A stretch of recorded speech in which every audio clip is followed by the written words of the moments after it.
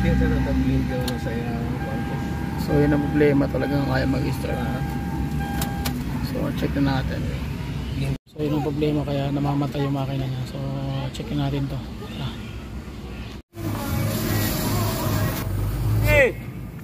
Up! Okay, so basic pointers pa rin guys. Ito na yung ginawa natin nga sistema. Ayan yung naputol na wire. Okay, so gawin natin guys. Test natin. Okay, so start! Ayan, mandar na. Pagpalang araw guys, another client naman tayo na Toyota RAV4. So ang issue dito is cranking but not starting. So ayaw mag-start. So may time daw na nag-start daw ito and then umaandar. May time na namamatay yung engine, bigla nag-shut off. Tapos ayaw naman mag-start. May time naman na tumatakbo ka, bigla siyang namamatay automatic. And then after a few minutes,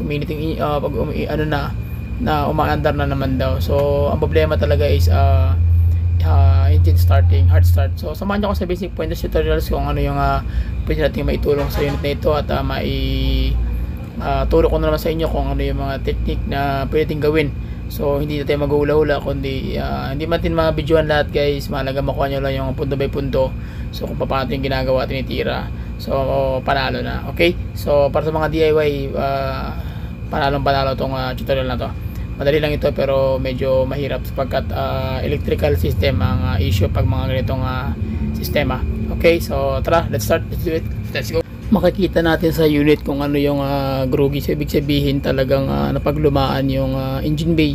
So napabayaan talaga siya. Ibig sabihin talagang ilang buwan or months na to or a year ang lumipas bago to napansin na maipaandar o mapaayos. So ibig sabihin tinira na to ng mga daga kasi nga kita mo naman yung itsura talagang ibang iba na yung itsura ng engine bay, especially yung kanyang electrical system sapagkat dinaluyan talaga ng mga ihi ng daga at saka ng mga dumi ng daga ang wiring system. So nagkaroon na ng algae yung loob mismo nito sa mga sakit, kaya doon siya nagkakaproblema yung kanyang flow ng kuryente. So FI engine ito, so makikita nyo talaga na talagang medyo malaking trabaho. Pero ang gagawin natin simple lang.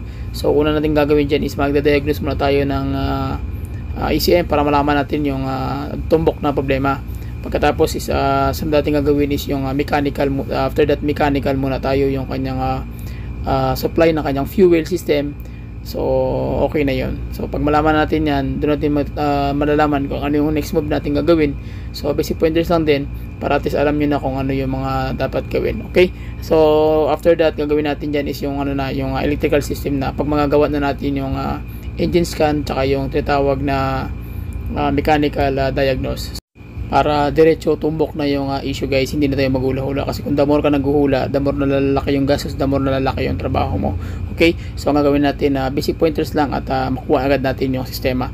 So punta tayo sa ignition switch. So i-start natin yung makina, pakiramdaman natin kung anong mangyayari, kung hanggang saan yung ignition, yung starting system niya. So tara. Okay, so i-start natin guys. Okay, so pakinggan natin yung cranking system niya kung hanggang saan aabot yung kanyang cranking. Okay, kung mayroon ba siyang response. So check natin guys, pakinggan natin. Okay, so i-start ulit natin guys. Ayan, susi. Pero marinig nyo, wala siyang redondo lang siya. Ulit. 1, 2, 3. Start.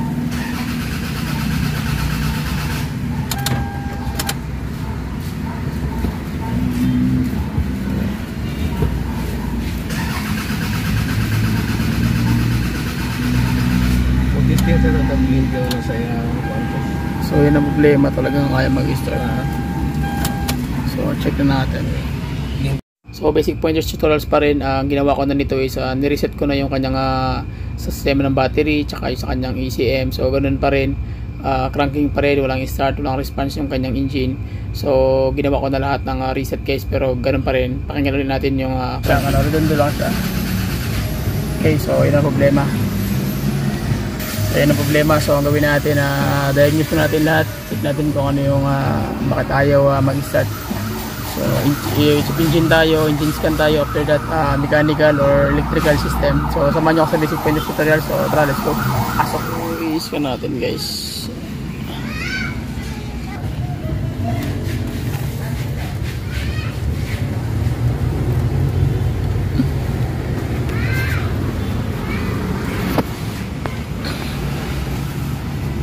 scan natin para kita natin yung problema.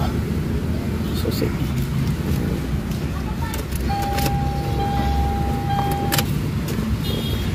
Ano to? Yung gasolina. Awas to. Okay.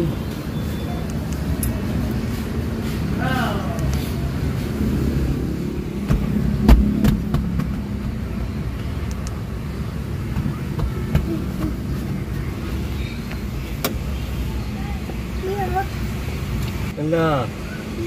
Yes, bitaw.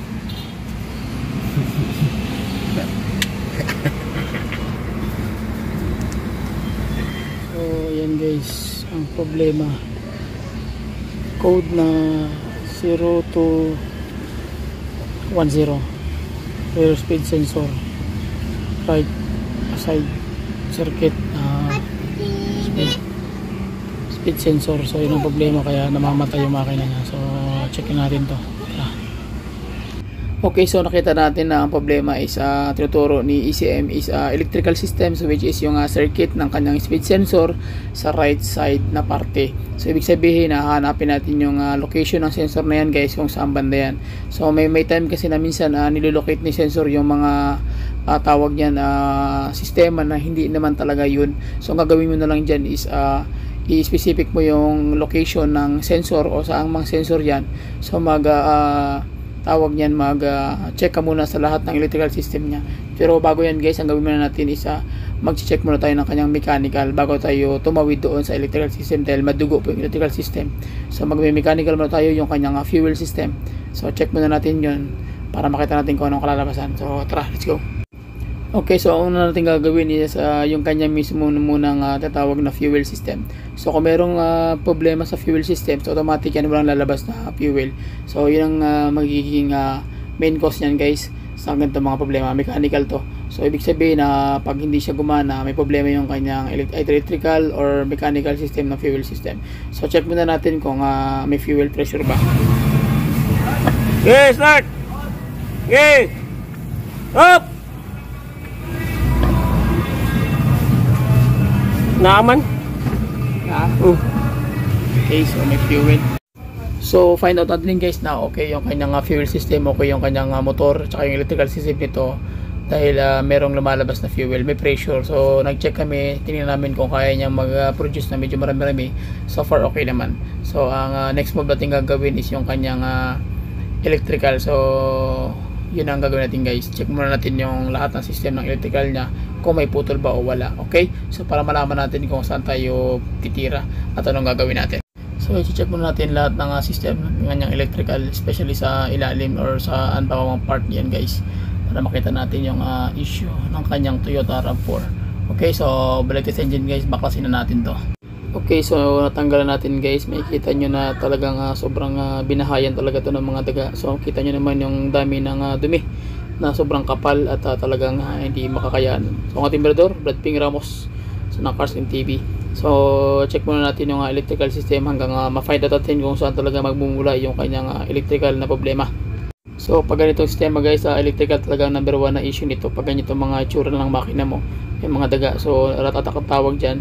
So makikita nyo naman halos kinalawang na lahat, tapos sobrang kapal na ng mga dumi nakadikit sa makina. So check natin tong wire na to. So makikita nyo guys, itong socket na to naputol. So doon galing. So ibig sabihin yung circuit niya walang supply ng sender papunta sa ECM. So ito ang gagawin nating paraan para ma-recover natin tong problema na to. So ito na yun nakita. Kasi bago may blokuan. Putol. So makita nyo putol dahil naratatak na siya. So ang problemang malaki itong wire, ayan, putol siya guys. Ayan guys, oh. So yan na nagiging cause. So isa na yan. So sige, linisan muna natin to dahil so gawin natin yung wire, ayusin natin yung wire para umandar na to. Check natin kung yun talaga yung problema na based doon sa kanyang engine code na lumalabas, yung fault code na circuit ang problema. Okay, so medyo madugoan na ba guys. Sige, tara, let's go. Okay, so basic pointers pa rin guys. Ito na yung ginawa natin nga sistema. Ayan yung naputol na wire. So nilagyan na natin yan ng bago. So sinulda na natin yan. Hindi ko na nabidyohan sa inyo. Nakasulda na yan, left and right yan. So dito na ganun din. So ang nangyari, hindi nyo makikita yung wire na naputol kasi nga sagad talagang tinira talaga ng daga, sinagad niya yung tira. So ang nangyari, dinugtong na natin. Ayan. Yung may coding naman siya, may kita mo naman yun sa linya ng wire. So ngayon, na-check na natin. So ito na yung problema. So i-start natin. After that, pag mag-okay siya, di panalo na. Okay, makuha nyo na yung basic pointers guys. Tawag yan, okay na yun. Pero problema lang kasi nito, pag wala kang background sa electrical tsaka electronics, medyo talagang mahihirapan talaga. So kailangan mo ng malalim na pangunawa dito, especially sa mga ganito na problema. So basic pointers pa rin, pag maggalaw kayo ng engine, may mga open na portion ng intake manifold, so kailangan naka-close yan para ano man pumasok dito, hindi makadiretso dun sa engine, baka lalong lumaki yung problema. So basic pointers pa rin sa mga baguhan at nagdi-DIY. Before kayo gumalaw ng any parts dito sa engine bay, lalo na pag nagtatanggal kayo ng mga pyesa-pyesa, so kailangan nyo munang tanggalin yung negative ground. Okay? So para walang contact at walang mag-short circuit dito sa loob ng engine bay. So yun po yung mga basic pointers pag magdi-DIY kayo. Okay? So nakikita nyo yung unit, talagang na-stampay ng matagal. Talagang very groogy na siya. Okay, so sige, proceed tayo. Okay, so sige guys, i-start na natin yung makina. After that, tingnan natin kung ano mangyayari. Sige. Okay, so ang gagawin natin, papandarin natin yung engine. So check natin yung dashboard kung under pa siya. So sa magtatanong sa akin, bakit hindi natin pinandar itong independent coil? Kasi nga, meron tayong putol na nakita doon. So inayos muna natin yan. Step by step tutorial muna tayo para malaman natin tumbok by punto-punto kung ano yung naging issue. So saka natin tatanggalin to pag hindi talaga siya umandar. So check natin, paandarin natin makina, and then let's start. Tara. Okay, so gawin natin guys, test natin. Okay, so start. Ayan, umandar na. Okay, so check natin yung engine bay.